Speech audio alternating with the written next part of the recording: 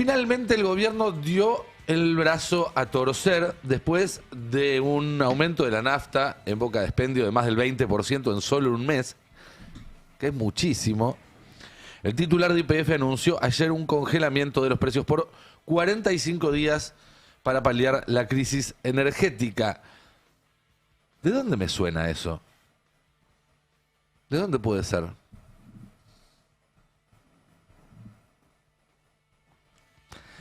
Porque es básicamente lo mismo que hace 4 días. El lunes a la mañana dijo el gobernador de la provincia de Buenos Aires en una conferencia de prensa, Axel Kicillof, ¿para qué sirve YPF?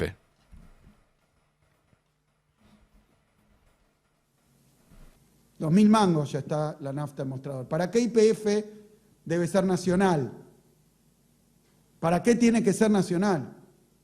Y bueno, porque es líder en la producción de combustibles y cuando hay una guerra, por ejemplo, o una turbulencia o algún tipo de volatilidad en los precios internacionales de los hidrocarburos, tenemos un instrumento muy poderoso para que eso no se descargue sobre el bolsillo golpeado como está del pueblo argentino. Para eso tenemos YPF nacional, para tener una política en torno al precio de los combustibles internos.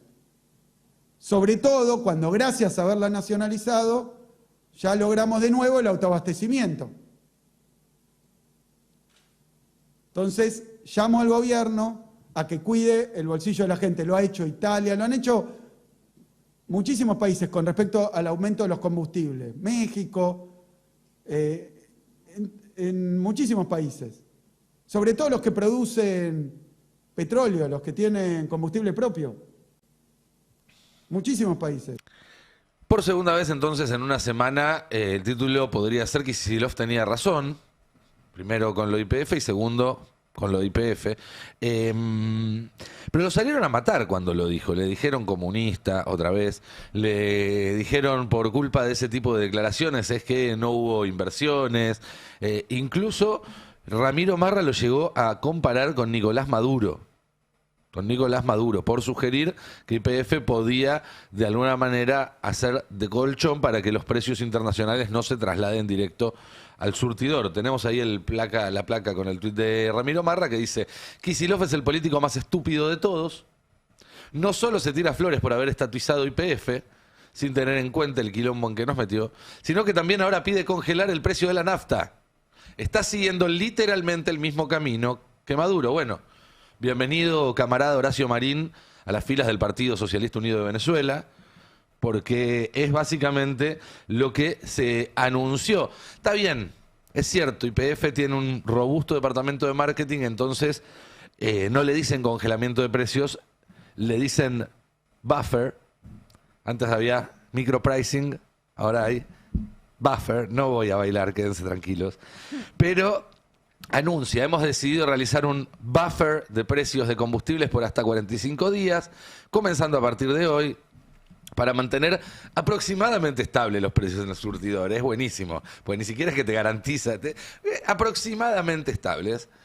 Durante ese periodo de YPF no trasladaremos a los consumidores el impacto de las nuevas variaciones del Brent, quedando liberadas el resto de las variables que componen el precio desde el comienzo de esta guerra. No buscamos especular con la alta volatilidad del precio internacional del petróleo, siendo nuestro objetivo generar valor en el largo plazo para nuestra compañía. Mediante este acuerdo buscamos renovar el compromiso honesto y moral. Se ve que le llegó el memo de usen la palabra moral para todo. Con nuestros consumidores, cuidando la demanda en un contexto de incertidumbre global. Operamos en una economía de libre mercado.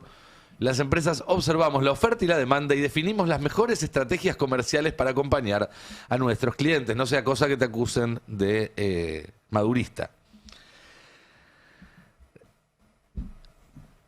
En la Argentina estamos acostumbrados a que se tomen este tipo de medidas.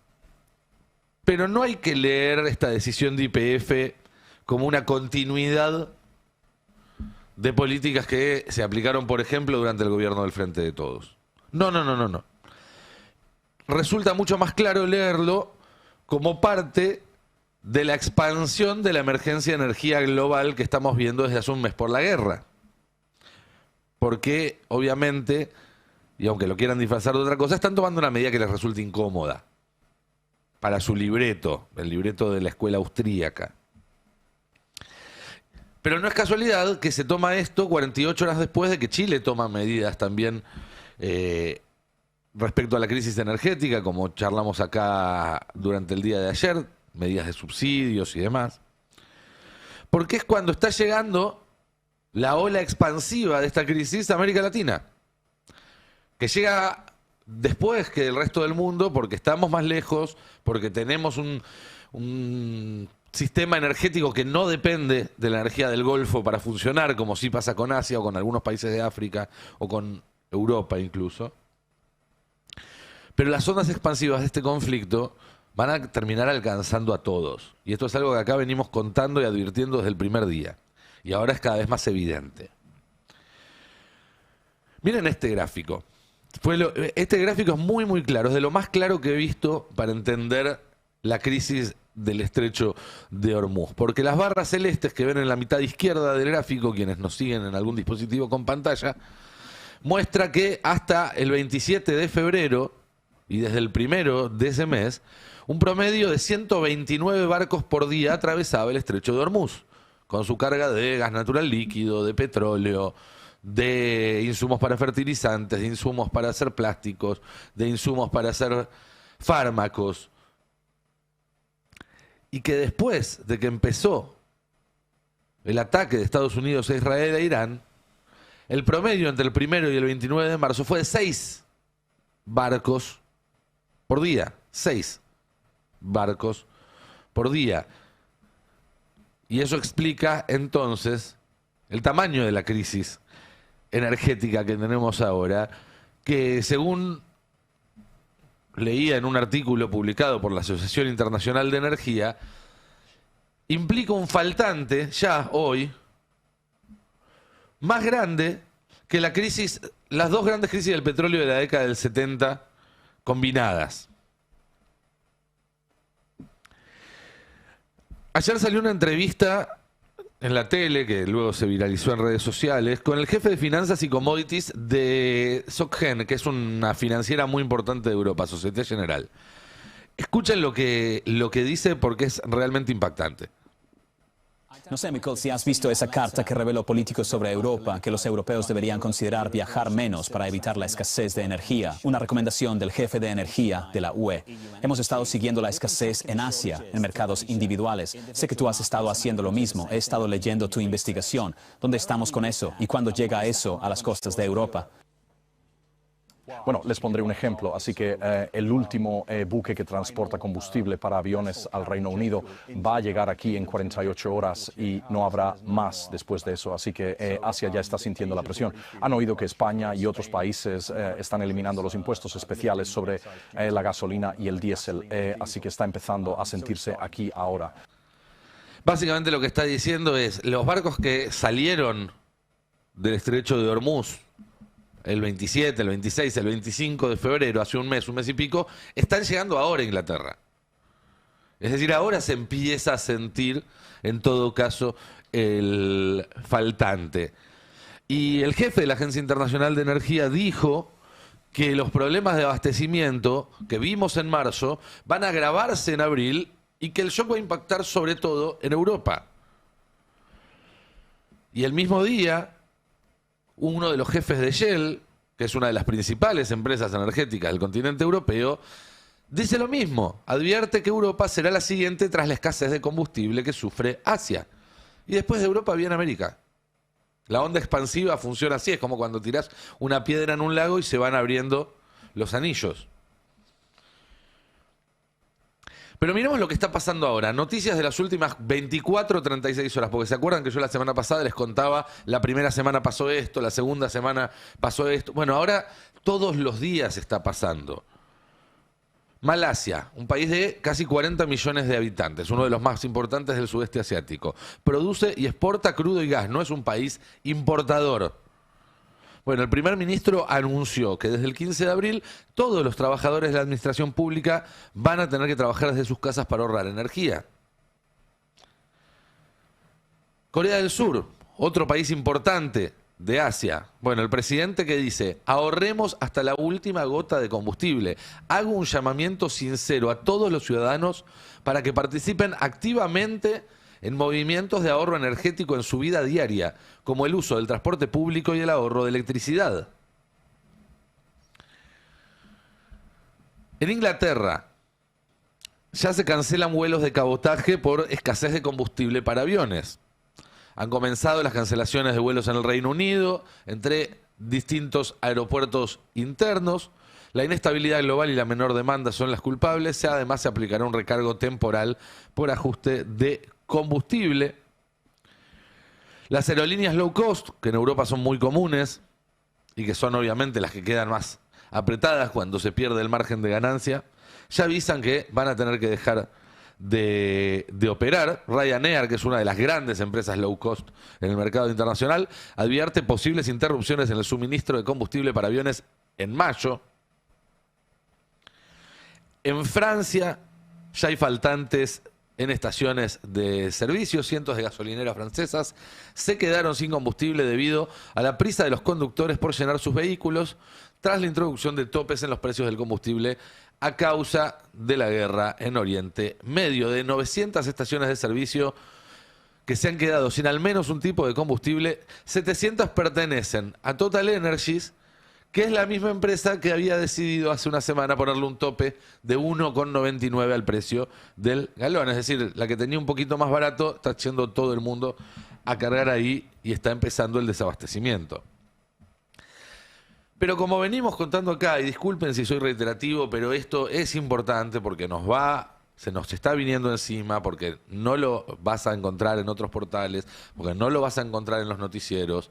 Sí, a lo largo del día en el Destape, a la mañana todos los días Ari habla de esto, en el Pase hablamos de esto, y me parece que hay pocos temas más importantes que este en este momento. No es solo el combustible, que ya sería gravísimo de por sí, porque el combustible tiene un efecto contagio en toda la economía. Además de eso, pasa por el Estrecho de Hormuz buena parte de los insumos para hacer fertilizantes. Y sin fertilizantes, lo que se rompe es la cadena de la producción de alimentos. Los agricultores en Estados Unidos van a sembrar menos maíz debido al aumento del precio de los fertilizantes. Siembran menos maíz ahora, en un año hay menos comida. Y si hay menos comida, la comida está más cara. En el New York Times ya están hablando de un cuello de botella para el suministro mundial de alimentos. Un peligroso cuello de botella. Es combustible, es alimento, es capacidad de cómputo, que es otro commodity clave hoy en día, clave en las economías modernas, con la inteligencia artificial y demás, porque el helio es otro subproducto de la industria gasífera en el Golfo, y la interrupción del suministro de helio está generando demoras en la cadena de producción de ciertos chips. La industria farmacéutica utiliza muchos insumos que también pasan por el Estrecho de Hormuz y hay riesgo en el suministro de medicamentos. La industria del plástico depende esencialmente de suministros que vienen de los hidrocarburos, y el plástico está en todo, porque es cada envase de cada cosa que uno compra, la bolsita, la caja, la botella, el sachet. Los fabricantes estadounidenses de botellas de refrescos, tarros de mantequilla de maní, bolsas para sándwiches y prácticamente cualquier otro producto de plástico están sufriendo las consecuencias de la guerra, dice la agencia Bloomberg. Y voy a repetir algo que ya lo dije, pero me parece que es importante que se entienda. Si esto no se resuelve pronto, vamos a estar metidos hasta la nariz en una crisis de escasez global generalizada, combustibles, alimentos, tecnología, como no ha visto ninguna de las generaciones que hoy habita este planeta, excepto algunos últimos sobrevivientes del periodo entre guerras, de la Segunda Guerra Mundial, etc. Y a esta altura del partido, no se lo van a decir en otros lados, pero ya podemos ir asumiendo la realidad. ¿Y la realidad cuál es? Que Trump no tiene la más puta idea de cómo resolver este quilombo en el que se metió. Ni la más puta idea. Miren esta recopilación que encontré y que me parece maravillosa. 3 de marzo, Donald Trump dijo ganamos la guerra. 7 de marzo, dijo derrotamos a Irán. 9 de marzo, tenemos que atacar a Irán. Y más tarde el mismo día, la guerra está terminando casi por completo y de una manera muy hermosa. 12 de marzo, ganamos, pero aún no ganamos del todo. 13 de marzo, ganamos la guerra. 14 de marzo, por favor, ayúdennos.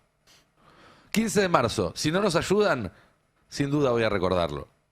16 de marzo, en realidad no necesitamos ninguna ayuda. Solo quería saber quién venía a ayudarme. Si la OTAN no ayuda, van a tener consecuencias muy graves. 17 de marzo, no necesitamos ni queremos la ayuda de la OTAN. 18 de marzo, nuestros aliados deben cooperar para reabrir el estrecho de Hormuz. 20 de marzo, los de la OTAN son todos cobardes. 21 de marzo, no lo usamos, así que no necesitamos abrir el estrecho. 22 de marzo, esta es la última vez que se los advierto, le doy a Irán 48 horas para abrir el estrecho de Hormuz. 23 de marzo, las negociaciones están en curso y vamos a darles más tiempo. 24 de marzo, la guerra está llegando a su fin. 25 de marzo, seguimos negociando.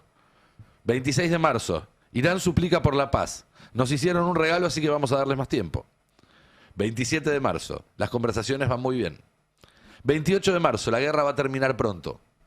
29 de marzo, quizás tomemos la isla de Harg, y quizás no. 30 de marzo, abran el estrecho de Hormuz o destruiremos toda la infraestructura del país. 31 de marzo, no necesitamos el estrecho, tenemos petróleo de sobra. 1 de abril, 29 días después de haber declarado el triunfo en la guerra, vamos a hacer retroceder a Irán hasta la edad de piedra. Y a ese loco, el presidente argentino le está sosteniendo la carterita. Es triste, pero es real. Y está subiéndose a una guerra ya no por default, ya no por omisión, sino por acción. Hoy la Cancillería argentina expulsó al principal diplomático iraní que había en el país y lo declaró persona no grata. Es una responsabilidad absoluta y total, que no solamente niega cualquier interés nacional en esto y nos muestra como lo que somos en este momento y con este gobierno, que es un perrito faldero de Estados Unidos y de Israel, sino que una vez más nos pone un blanco, nos pinta un blanco en la frente, en un contexto muy delicado, muy, muy, muy delicado. Ahora, en este marco y en un contexto de entrega casi total, creo que las relaciones carnales de los 90 al lado de esto eran un paseo de la mano por la plaza, con la chaperona caminando 3 pasos atrás. Pero hay algo nuevo, hay una reacción, hay una revalorización del orgullo nacional, que es algo que hemos perdido sin duda. Si nos gobierna alguien como Milei es porque habíamos perdido completamente el orgullo nacional y eso siempre está mal y siempre hay que resolverlo. Se vio el 24 de marzo, sin ninguna duda, en esa plaza extraordinaria, en esas plazas en todo el país, más de 1 millón de personas. Y se volvió a ver anoche en la vigilia de Malvinas, también una vigilia histórica, mucha gente, y no solamente en Río Grande, también en otras ciudades de todo el país. Y estoy seguro de que hubo mucha gente, pero hay menos de las que va a haber el año que viene. Es un proceso que está en marcha, pero todavía falta verlo recorrer mucho. También la forma en la que impactó el fallo de YPF, que se leyó de una manera que quizás hace un año se hubiera leído muy distinto, por determinados actores, por determinados sectores del poder. Y me parece que empiezan a distinguirse en la confusión algunos nuevos / viejos consensos mayoritarios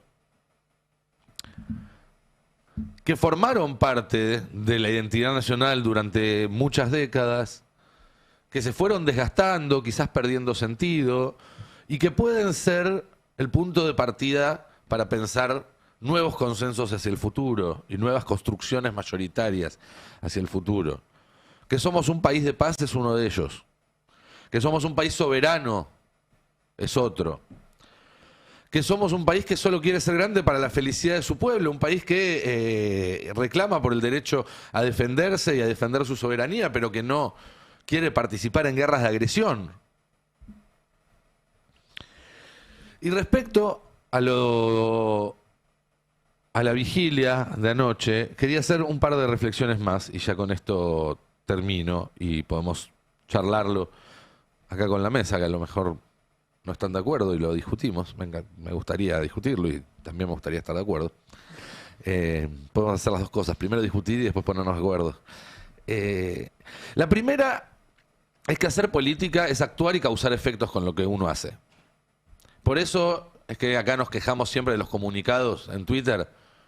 Vos haces un comunicado en Twitter y nadie cambia lo que tenía previsto hacer, ni la manera de pensar, ni la manera de posicionarse por un comunicado en Twitter. Entonces no es política. Si no obliga a los otros a repensar, si no tiene efectos reales en la realidad y en los otros, no es política. Bueno, Kicillof decidió ir a Río Grande a la vigilia. Quintela decidió ir también a la vigilia en Río Grande. Eso no significa que el acto se partidizó, para nada. Para nada. Simplemente encontró referentes que sintieron que ahí estaba pasando algo y que lo reconocieron con su presencia. Villarroel, en cambio, decidió no ir porque no quería salir en una foto con Kicillof y con Quintela. Bueno, eso es hacer política. Ellos fueron y hicieron que alguien que tenía pensado ir decidiera no ir, reaccionara. Se bajara de su plan A, que era ir, y tuviera que tomar una decisión subóptima. Y eso causa efectos. ¿Qué efectos? Bueno, diría Milei, principio de revelación.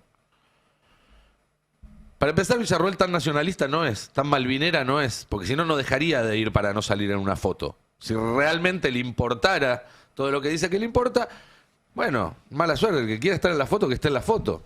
Digo, salió en la fotito de la fórmula presidencial con Milei, tampoco es que tiene la vara tan alta la señora. Entonces me parece que ahí hay un dato. Hay una impostura en ese nacionalismo. Que acá siempre dijimos es chauvinismo, no es nacionalismo, no es lo mismo. Y el segundo principio de revelación es que Villarroel es recontra gorila. Dejémonos de joder con tratar de meterla en el peronismo si dice no quiero ir a la vigilia de Malvinas porque no me gusta que haya tantos peronistas en la foto. Y por último, esta la tiré hoy y casi se atraganta Navarro, pero la voy a decir de nuevo. El público se renueva. Cuando volvamos a tener un gobierno nacional y no este régimen de semicolonia que tenemos ahora, lo más malvinero que puede hacer ese gobierno es empezar a fabricar drones.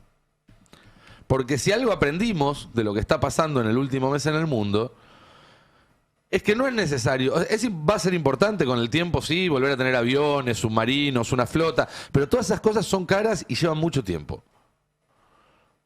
Fabricar drones es barato y se puede hacer rápido, ya lo estamos aprendiendo. Y nos permitiría, desde un lugar de asimetría que tenemos que reconocer que tenemos, bueno, incidir de otra forma en el Atlántico Sur, en vez de mirarla pasar. Digo, para ir tomando lecciones, ¿no?, de lo que sucede en el mundo, porque al que le toque agarrar esto va a tener un laburo más que importante.